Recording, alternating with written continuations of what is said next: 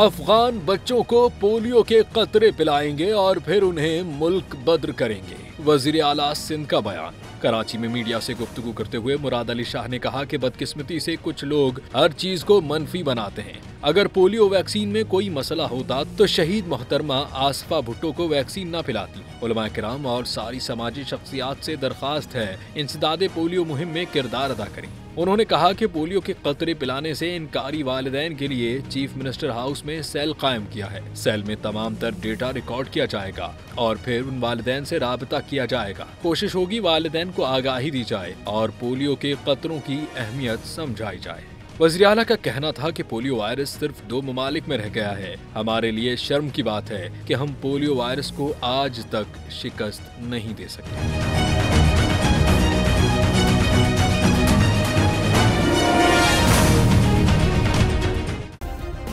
Subscribe करें और bell दबाएं ताकि कोई खबर रह न जाए।